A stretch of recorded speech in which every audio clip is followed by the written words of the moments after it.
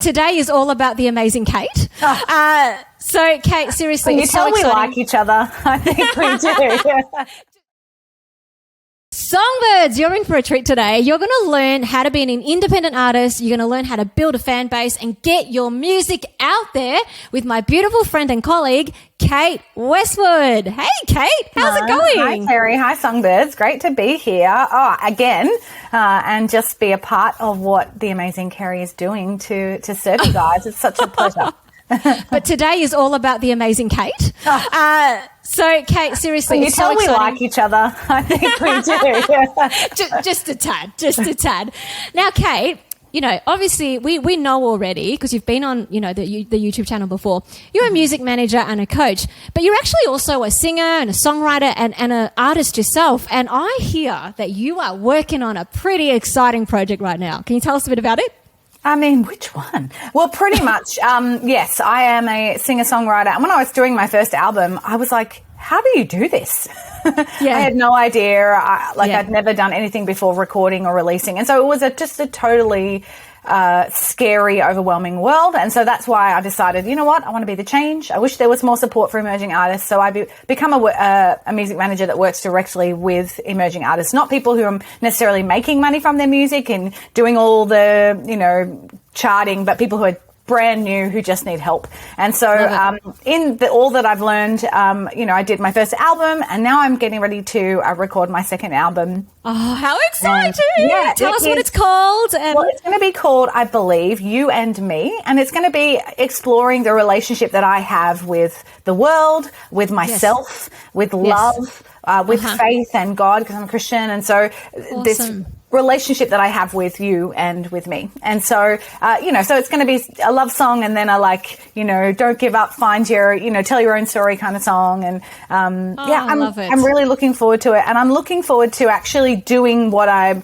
encouraging people to do. And actually, you know, the things that I put in place and the checklists and the timelines, I'm actually using them. And I'm like, oh my gosh, this is so helpful. I'm so glad that I've got my own thing. So it's nice to actually be doing what I tell other people to do and to be figuring that out as I go. Yeah.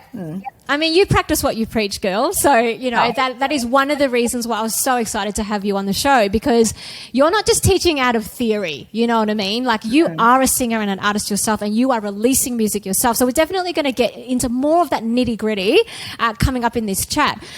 But, you know, we're going to actually put the links down to your album project as well so that people can go and actually support you there too, okay? So people, please go and check it out. Kate's music is amazing. She's got a beautiful voice. Wonderful songs. Can't wait, Kate. Seriously, can't wait. So excited for you. Songbird, if you'd like to couple your knowledge of how to actually release your music out into the world with confidence in your vocal technique, you've really got to go and check out the Songbird Tree Vocal Academy, because that is something very special that I've created just for you. Songbird, if you want more than just bite-sized lessons on random singing topics and you truly would like to have a step-by-step process to follow that would help you master your voice in the most quickest way possible, if you would like to learn not just what exercises to practice, but in what order, in which exact range, and the best way to progress them each day, each week, each month, each year, and beyond. If you would like to be given specific daily workouts that you could work on every single day, being guided as to how long you should practice each day, and when it's time to actually move on to more difficult workouts. If you want to progress from where you are as a singer now to becoming the singer that you've always dreamed of, then I invite you, Songbird, go and check out the Songbird Tree Vocal Academy, where you can get access to all of my vocal training programs. Plus, I add new content every single month. And guess what? I want to let you check all that out for free for the next 7 days. I've made this the most affordable and, dare I say, comprehensive and best library of vocal training ever. There's my foundational course, The Vocal Revolution, which teaches you everything you need to know about vocal technique and takes you from beginner to advanced. There's also my incredible supplementary courses, for example, my How to Sing in Mixed Voice programs, where you can zero in on a particular topic or a particular part of your voice. There's the webinars and masterclasses where you get an intensive 30-minute to 90-minute booster on a particular focused subject. There's also the guided exercises and extras, where I give you intensive boosters, but in 5 to 15 minutes also on a specific topic. And there is so much more. All of this to help you get grounded, take flight, and sing. Songbird, I'm always believing in you, and I just can't wait to see you inside the Songbird Tree Vocal Academy. Click on the link to start your 7-day free trial now. Now, Kate, you mentioned before that, basically before you became a music manager, as a singer-songwriter yourself, you became quite frustrated, right? Just with the process of how difficult it is to actually get your music out there and all that sort of thing, and just having no tools and stuff. And you said that you wanted to be the change, right, that you were actually seeking. So tell me more about the actual frustrations that you experienced, when you were a budding singer-songwriter. Sure. Well, I think back in the old school music industry, pretty much to get yourself out there, to have any opportunity to be seen and heard, you had to have some kind of label deal. You had to work with a manager. You had to have that space. And that was great because they knew what they were doing. They had the capacity to promote you. And because it wasn't digital, it was all analog. So it was printing your CDs and sending out the paper press releases and getting your actual physical shelf space in the stores and doing the meet and greets and the touring. It was all very physical, practical. And now we have this incredible digital world, which means anyone can be an artist, which is incredible. You can have a computer, like we're just in our homes with our computers and a mic, and you can record in really simply and create beautiful music. But it also means that anyone can try to be a musician, which means now that everyone's trying to do it on their own and trying to play the roles of like 10 or 15 other people. So when you are an artist and you're signed to a label, yes, there are challenges with that, but you have this team of people who are marketers and designers and promoters and artist developers, and they know what they're doing. That's their job. They do that professionally. They've got proven success. You and I have no capacity to be professionals in all of those areas. What we're good at is the music. Yep. And then maybe we're great at socials, or we can do some design. But we can't be the marketer and the producer and the everything and do it all really well. So it often means that we get frustrated by all the things that we're supposed to do, but we just don't know how, and that's really stressful. And often what I notice is it's kind of like opening a cupboard to get one thing out and all of the balls fall down on you, like that old picture of the cupboard, the junk cupboard, and careful if you open it, it all falls out. That's what it feels like. It's overwhelming. I just want to do one thing, but then I'm so bombarded with all the things I should be doing that you just it becomes messy. You don't know how to start. You feel stressed.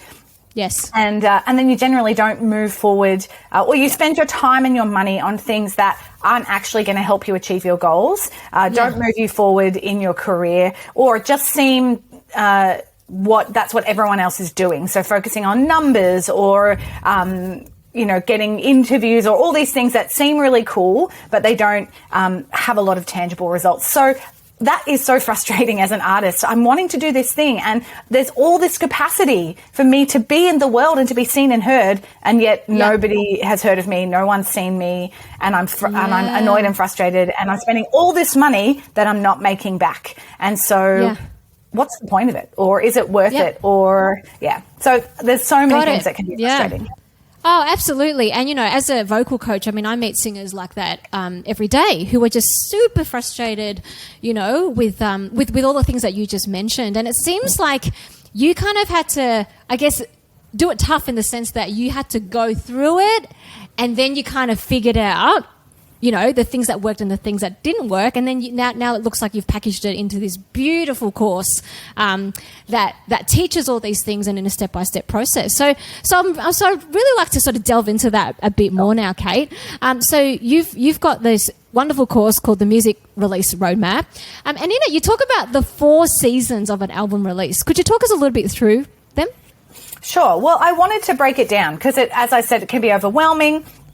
If I showed you the checklist that has close to 200 tasks on it over a 12-month period, you would be overwhelmed, absolutely overwhelmed. Yeah. And so what I wanted to do is to identify the 4 seasons, because you may have already, for example, Kerry, maybe you've already written and recorded all your music and it's ready to go, but you don't know how to release it. So you've done season 1 and season 2. So season 1 is pre-production. So this is where you're choosing your songs, you're doing your budget, you're planning your timeline, you're thinking about the musicians who's going to be involved. And then production is the actual recording of the music in the studio.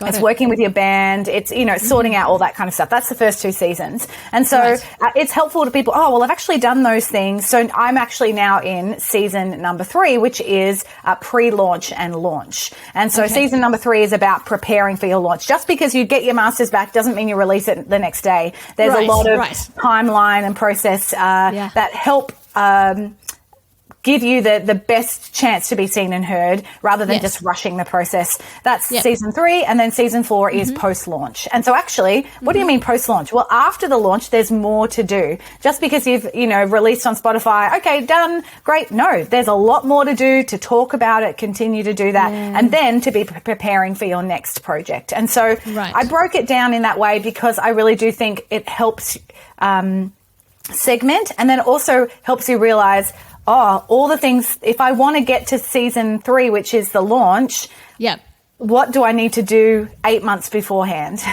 Wow. I want to release next month. I haven't done any of those things. You're going to be a little bit stressed. You're probably going to miss some things, and then you may not achieve the goals that you had. But then hilariously, most people have never thought about what they want to achieve. And that stuff really helps you set that up back in season 1 of the pre-production. What do I want to do? How many songs? All that kind of stuff. So I've broken it down. Very practical. What I feel like is good chunks. And, it takes different amounts of time, and some are more creative. Like the recording production seasons, it's all about the creative. It's in the studio. It's making the music. But the pre-production is all about the planning. And so it helps just to break it down and make it simpler. Got it. So what would you say to the creative singer-songwriter who's just like, I'm just not a planner, I like to do things spontaneously, that's how I roll. What would you say to that person? I want to come back to those goals. So, you can be as creative or planned or organized or not that you are, but if you want to have a career, then you either need to do these things yourself. You need to figure out how to run a business, whether hobby or full time, or you need to pay someone to do that for you. There's no excuses. So I'm a creative, but if I don't do my social media, and if I don't write my emails, and I don't upload my bio and send out, then no one's just going to come and say, oh, here is everything on a plate. No, I have to do that. And so I would say, I love that you're a creative. Either tap into that internal space in yourself to do those things, or hire someone, or just be fine with how it's a bit of a hard word, but otherwise you're just going to be stuck in the place that you're in, and you're not going to move forward. So you don't have to do it yourself, but you have to think about it. And I use the term, Kerry, that we are the CEO of our own independent music label. Absolutely. So I run Kate Westwood Music, and I'm the CEO and the artist and the manager and all those things. And so it's my responsibility for how this moves forward. I'm going to hire an accountant. I'm going to hire a marketer. I'm going to hire a graphic designer. I'm going to hire a Facebook ads guy. I don't have to necessarily do those things, but I need to know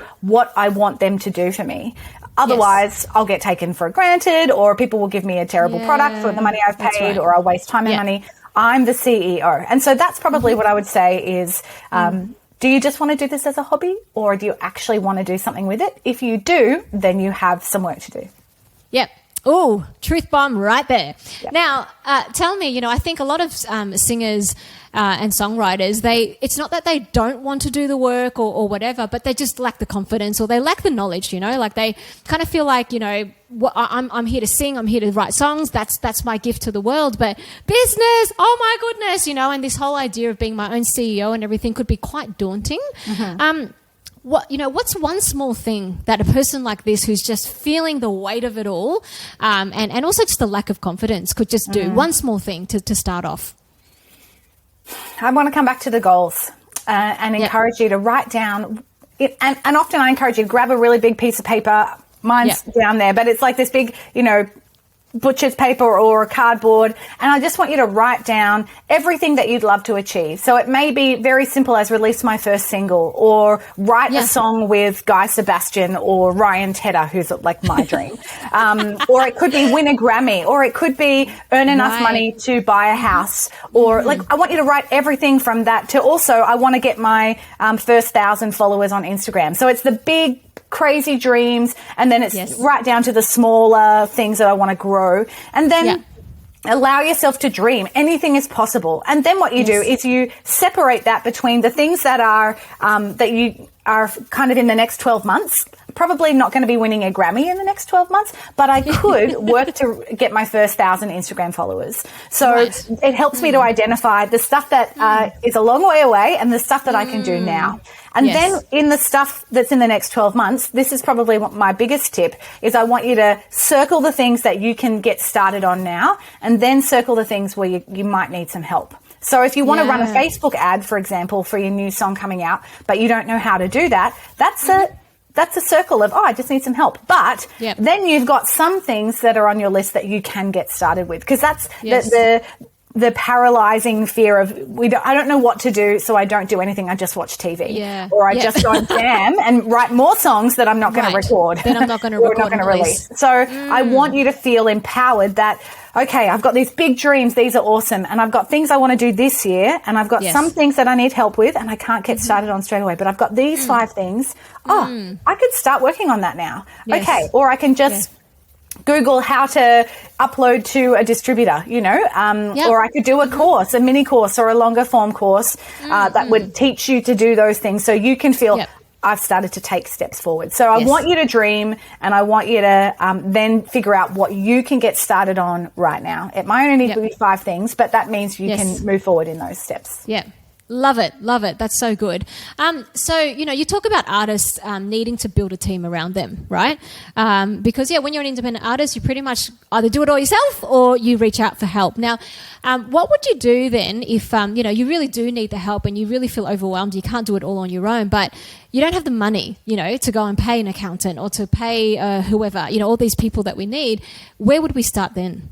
Sure. I mean, this is the question that every small business has. So whether you are a florist or you're a plumber or you make jewelry to sell on Etsy, everyone has to face these things. I'm creating something. It could be a service like plumbing, or it could be a physical product like a CD or a bunch of flowers. How do I get started in connecting my skill and my creativity and my service with the people that want it and that would be beneficial for them? But also, how do I make money from that in a way that's sustainable? So everybody asks this question as a small business. That's right. And the reality is that, they say something about 80% of small businesses shut down or close down or fail in the first 3 years. So I don't think that's because you're not a great, artist, or you don't make great flowers, or you're not good at plumbing, but it's usually because your cash flow isn't there, you don't pay your bills, or you only have 2 clients and you don't know how to advertise and get more people. Right. And so there's all these business things that unfortunately are key to actually having a sustainable business, whether it's floristry or music or plumbing. And so if there is that overwhelmingly, it's again that thing of, okay, what's my priority? Okay, I need to set up, you start with one thing at a time. And probably you want to look at, usually when I'm encouraging people to think about all the things that need to be done, I want people to think about how they feel when they think about social media, or how do they feel when they think about Facebook advertising? How do they feel when they think about doing the finances? And usually the one that's the most stressful and the most scary, that's where you put the money in to hiring someone, because that's the one that you're not going to do, or you're going to do it really badly, or you're going to do it at last minute, or you're going to end up having to pay a heaps of tax because you didn't ever do your books. So that would be my encouragement. If the finance thing is so, it's stressful for you, and it's you might as well pluck your eye out, or clean the house, which you hate doing as well. If the thing that you're avoiding, that's what you should pay for someone to do. And then just start to learn a little bit about everything else. So there are lots of mini courses. There's a lot of people probably around you can ask and say, hey, which online distributor did you use, and did you think it was good? Or do you have an accountant that you trust? Or, I need a photographer. I like your photos, and so you just start to engage with the community around you and ask the questions, ask for recommendations, but then pay money for the thing that's the most stressful. Because then that's going to actually get done, and not just be sitting on the bottom of a pile that just never gets touched. Yeah, absolutely. You know, as you're saying all of this, I'm just like nodding my head because I'm just really relating to everything you're saying. Like, you're a small business too, Kerry. Exactly. You're trying to figure these things out. That's right. I want to ask you a question, Kerry. What stresses you out? So whenever we list those things, which one would you be like, yes, I'm definitely paying for someone to do that? Yeah. I love how you just turned the tables around, Kate. Not for long. Right. Yeah, look, for me, it seriously is the financial side of things, and more so things like budgeting and, like I'm really fine with keeping the records of it. Like I'm okay with keeping a list of expenses and expenses and what are the other income? Sorry. Income. See, that's how bad I am at this because I don't even know what they're called. Anyway, expenses and income. But apart from that, I'm terrible. So, when it comes to like, actually budgeting or forecasting, and I'm like, just kill me now. Yes, I'd rather go clean the bathroom. Literally would rather go clean the bathroom. But also anything to do with numbers. Like I'm absolutely terrible with numbers. So analysing things like, how many followers has, my YouTube channel gone up by this month, and, what videos are they watching and how many percent are clicking on this and that? Kill me now. Seriously, kill me now. So they're the kind of things and can I just say, like, to be real, right? It's not something that I had the ability to get help with straight away. To be honest, it's only just started happening for me from about May this year, where I now have somebody actually helping me with all those number things, right? But I've been largely trying to, sort of fumble around by myself for the longest time. But, on the way, sort of asking people like yourself, for advice and that kind of thing. But, it does take time to build to the point where you actually feel like it's financially viable to get someone to help you and all that kind of thing. But, I've still survived. So, see me as a bit of a hopeful story, I guess. It's so true. Yeah. And I want to touch on really quickly the whole finance space. We do need realistic expectations of what the industry can and may do for us, especially in COVID, especially in the restrictions that are happening. Yes. But the biggest thing there is where we spend our money. You might have, okay, I've got $5,000. Do you spend that on a music video? No. Definitely not. Don't spend $5,000 on a music video. Music videos are just candy. That make you they might look good, but there's no impact on your career. It's wasted money, right. I would say, at this time. So where would you spend it? If you had $5,000, let's get practical now, Kate. Where would you spend it? I would spend it on, I'm going to say, kick-ass Facebook ad campaign. Right. So I would take $1,000 and do the best video you can do with $1,000, and then I would spend $4,000 on marketing. Because you know what? There are songs out there that are terrible. And, it's so subjective. You might love that song and I might hate it. That's the joy of art. But the reason that they're popular is because somebody paid money for marketing. Yeah. The reason we know about Beyonce is because marketing. The reason we know about McDonald's, marketing. The reason we know about, the plumber, I keep saying plumber. These are the examples we have. The plumber down the road, marketing. Either word of mouth, radio, TV, print, Facebook. We only know about it because somebody's spent money on marketing. And if you want to be known and seen in this industry, it's not about just going viral or getting discovered. It's actually about consistent marketing to the same people again and again, building that customer base. So you need to spend probably 25% of your budget on marketing. Otherwise, you've got a great product that no one knows about and no one's going to buy.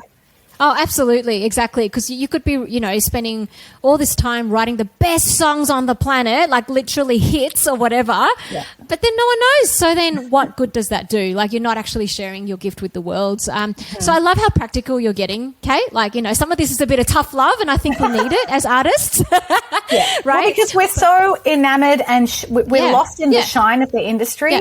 And because we do hear the Tones and I, that was a busker on the side of the road. She's an Australian artist, if you haven't heard of her. And she, her first song got 1 billion streams on, Dance Monkey on Spotify. Yeah. That is the crazy story that everybody wants, but it doesn't happen. She is an enigma. And I mean, she's very talented. True. Yeah. But also she was a busker for a while. It's not like overnight, all of a sudden, you know. Yeah. Like, she did that, the hard slog of that as well. I think that's the thing. Like sometimes, you know, we see a successful artist and we think, you know, overnight success. And that's all we think. But we actually don't know the behind the scenes of how many years they may have slogged it out, maybe working another job as a waitress, cleaning toilets somewhere. I don't know. You know what I mean? Before they actually are who they are today. And I think it's really important that someone like you comes along and actually kind of gives us a kind slap on the face and goes, well, this is actually the behind the scenes work that needs to happen. I love that. Yeah. And it sounds like to me that, you know, marketing is so important. Like, you know, so if we were to sort of break down, if I'm an artist who truly wants to have a career, you know, maybe not, you know, not necessarily become a massive household name, but want to make a good, honest living with my music, right? How much percentage would you say I need to work on my craft and the creative side, you know, writing the songs and producing the songs and recording the songs as compared to running the business and the marketing side? I think it's about 30-70. So 30% is the music and 70% is the business. Because once you've got this, and also because that the music is not your only sellable product. So, so Kerry, you're a singer, and so you have this voice that you can use. And in the industry, we talk about exploit, and it's a good word. It's a good word in this industry. So we want to find as many ways as we can to use your voice. So it's not just doing vocal lessons. It might be singing backup for another band. It might be doing a voiceover for a TV ad. It might be reading kids, you know, podcasts or kids' audiobooks, or, you know, there's 100 ways that you can use your voice, which is your skill or your talent, and you can have multiple revenue streams. And so we were actually talking about this a little bit before, that both of us in our businesses, we recognize in this crazy world, I can't just rely on one. If my only revenue stream is live gigging here in Australia, we're locked down. I can't play live. So I have no money. But if I also was writing and recording music with other people, if I was teaching, if I was doing backing vocals or a session musician for other bands, then I've got 4 or 5 different revenue streams that are going to fluctuate at different times, but that means I've always got income coming in. And that's part of that 70%, thinking about, yes, I've recorded my own music, but that's only one of the ways that I'm going to get income. Yes, totally. And so, really thinking about, that's why with the I talk about the 4 seasons, that the production's only one part of that. That's not the whole thing. There's actually a lot of planning and prep that goes into actually releasing well and having what I call a sustainable music career. It's not about, I mean, success looks different for everyone. It's not about being famous. There are hundreds of thousands of artists and musicians across the world that you've never heard of, that won't win awards, that won't be on TV, but they work full time in the industry that they love, and they make a livable wage that they're happy with. They're not interested in being famous, or if they were, cool, but in the meantime they're paying their bills, and that's not because they've got multiple revenue streams. I love that. Because one of the downfalls I think that really make artists just sort of go, I don't do this anymore, is because they rely on that one revenue stream. They're like, I only want to make a living just from singing. That's it. You know, and if they can't make that their full-time everything, they just go, all right, I don't want to do it. You know, I'll just go get a job, you know, working at the supermarket, or I'm going to, you know, get a degree in accounting or something, right? And it's an all or nothing mentality, which I actually find very sad, because there are artists out there, and I'm sure maybe there's a lot of you who are listening and watching right now who have so much talent, and you've got great songs that you can share with the world. You can totally make a good living out of this. But because of your mindset of you know, it's only one thing I'm going to do. I'm either going to be famous and that's it, or not, and just not do music at all. That's where a lot of sadness for me comes in, because then I go, there are a lot of artists out there who should actually be sharing their music out there, and they're not, you know? Absolutely. Because of that mindset, But, you know, what you do in your music release roadmap course is you help people to really see, no, it's possible. It is absolutely possible. You break it down for everyone. You make it so, like, you know, bite-sized, like in terms of like the steps that you need to take, and you pretty much walk people through it. Absolutely. So, Kate, could you, you know, I really do think that you are seriously the best in the biz when it comes to teaching independent artists, no, seriously, to release their music. That's why I invited you as a special gift, Kate. So, Kate, could you tell us a little bit more about your music release roadmap course and what's the exclusive offer that you have for the songbirds of the Songbird Tree community? Sure, absolutely. Well, again, me coming from having no idea what I was doing. My first album, I didn't even know what PR was. I have one contact at one radio station and I contacted them and I didn't do anything else. I had no idea. So I spent the last 4 or 5 years reading, learning, listening, developing, and I've put together this really comprehensive course called the Music Release Roadmap. As we mentioned, it's kind of broken down into 4 modules, but the course content is delivered kind of like on a weekly basis. So there are 12 weeks that are a part of that, and you can do that on your own time. You don't have to do it week by week, but the idea is that there are 3 videos to watch each week. There's resources and downloads, there's some homework, a couple of tasks, and a checklist for every week. So you know that when I've got to set up the week that talks about setting up the back end of my business, so I've got to create a bank account, got to apply for a business number, and I've got to get a spreadsheet. So they're the 3 tasks for the week, and that's all I have to do that week because it's not overwhelming. It's not like everything is falling down. I pull out week's 1 content, shut the cupboard, and then I can focus on that. That's the idea of it, is to really take away that overwhelming feeling. And the great thing about the roadmap is, it's simple, it's bite-sized, it's easy to follow. It comes with a really great community. So we've got a group of people who are releasing music, who are sharing with one another. We meet monthly on a Zoom. And so it's not just a video that's posted. It's actually, hey, let's get to know each other. We hear about what each other's doing. We celebrate when someone releases or when they finally get their email list set up. Great. We'll all sign up and follow along, or we'll pre-save the song when it comes out. So there's a great community, and supportive community a part of it. And the great thing about it is that you have the content for life. So whenever we update it or improve it, which I'm always doing, I'm always going, I learned something new, and okay, I'm going to develop this, or the industry shifted a little bit, so we've got to approach this differently. So we'll keep strengthening it. But really the goal of the roadmap is to help you release your music with confidence. Whereas we might press upload and just have no idea what will happen. You actually get to do it with going, okay, I know where I'm going now. I know where I'm headed. I know what might happen when I do that. I know how to reach my audience. I know how to do the PR. I know how to research and how to put together a press kit and a press release. And I also have a good expectations about what might happen when I release this. And sure, there's always the magical moment, the discovery moment, or the viral moment, but we can't bank on that. It's like buying a lottery ticket instead of getting a job.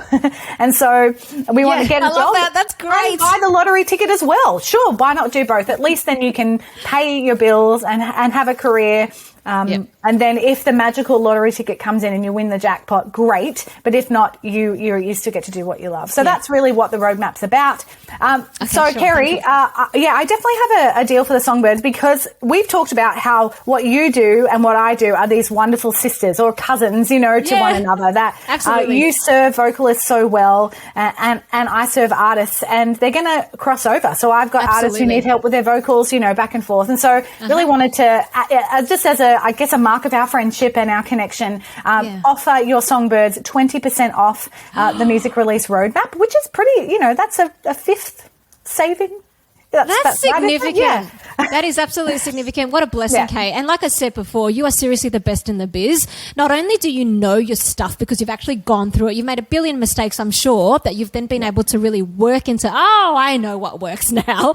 And you've actually broken it down. You're a very organized person, and I've been inside the Music Release Roadmap course, and I love your videos. You're very engaging, and you make it easy to understand. It's not like all this theory that you end up going away feeling super overwhelmed. Like, the way you've packaged it is in bite-sized bits, so that it's very digestible, And like you said before, if you're ready to just watch one video and take one small action, that's fine. You just do that, and then when you're ready, you can do the next thing. It's because it's self-paced, isn't it? Right? Yeah, and you've got a whole myriad of PDFs and worksheets, and and you show up for your community. Like, you've got how frequently do you meet again on Zoom calls? Once a month. Yeah. Yeah, that's amazing. Yeah, so good. And with all the other people who are doing exactly the same thing, I think that must be so encouraging to have that community as well. So thank you so much for the wonderfully generous offer to Songbirds. And so Songbirds, I just really encourage you, if you are a singer who is writing music and you really want to share your music with the world, but you just don't know where to start and you're feeling overwhelmed, go and check out Kate's course, The Music Release Roadmap. Your life is definitely going to be better for it. And also go and check out Kate's work. Follow her on Instagram and her website. All of the links are in the description box below. So, Kate, do you have any other, I guess, encouragements that you'd like to offer to Songbirds today watching? Yeah, I would say I heard a friend of mine recently say to me that, in terms of the stock market, so when the stock market goes low, lots of people get out because, the price is going low and they get out. But the people who are going to really achieve their dreams are the ones that buy in when it's low. And I feel like in terms of the music industry, things are low at the moment, especially here in Australia. Things are really challenging. I'm jealous so much of some of my favorite bands over in the US. How can you tour? What do you mean? It's so unfair. I want to go and see you. But I know. No matter where we're at, the industry is struggling because there have been a lot of challenges. But I really think that now is the time to not step back from our dreams and our goals, but to press in, to buy in even further, even when the market's low. Because the great thing about the stock market is, yes, it might go up and down, but the trend is always up, even though if there's dips. And so that we buy in, we can continue to chase our dreams, but we might shift our expectations. Maybe it's going to take me twice as long to get there than I thought, or maybe I won't get as many listens as I had previously because of just how the industry is at the moment, how people are engaging with content. And probably the final thing, which is, I feel like it's tattooed on me. If you cut me, I would bleed this. It's this whole thing of doing it with others. And so it's instead of DIY, it's hashtag DIWO, DIWO. And it's a bit of an ethos of who I am. And hilariously, because I am a hardcore DIYer. So this has been a huge life change for me. Not because I love asking for help or because it's really easy or I just love, I've got no idea what I'm doing, but because I know that we are better together. We are stronger together, that life is so much better when we get to celebrate with all the people who were a part of it, rather than look at this thing I did all by myself, all alone over here. Oh, no one's celebrating with you. It's just you. Yeah. And so I want to help people to break up with DIY and get into a committed relationship with doing it with others. It's challenging. It takes vulnerability, but I think we're so much richer for it. And so I'm practicing that in my life, coming from the place of being so strong and independent, doing everything myself, realizing, Kate, wow, you're actually over here on your own. And if you don't know what to do, you still don't know what to do. There's no one. So that would be my three things: is press into your dreams, buy into your dreams, shift your expectations a little bit, leave them open-handed, because we just don't know what's happening with the industry right now. We don't know in terms of people's money, whether they have extra money to spend on, art and creativity. People may be holding that a little bit back at the moment. And then also pressing in to doing it with others, which means involving people, asking for help, and then offering your help and your support to others as well. They would be my three things. Wow, that was just super inspiring and also very super practical and helpful. Thank you so much, Kate. It's been an incredible time spent with you today. Thank you so much for all of your incredible gems of knowledge and insights and inspirations to songbirds around the globe. Oh, thanks, Kerry. Thanks, Songbirds. It's a pleasure to be here again. Looking forward to connect. And if you're an artist, if you're getting started, or if you just, want to chat, please reach out. I love talking with people on socials. I love connecting with you. That's what it's about, really. So please say hi and let's start an old school email thread. I love that. Love it. No, Kate's the nicest person in the world. So just go and check out all of her stuff and reach out to her. Thank you so much again, Kate. And all the best with your album launch as well and everything that you're doing. Thank you. Thanks so much. Bye. See ya.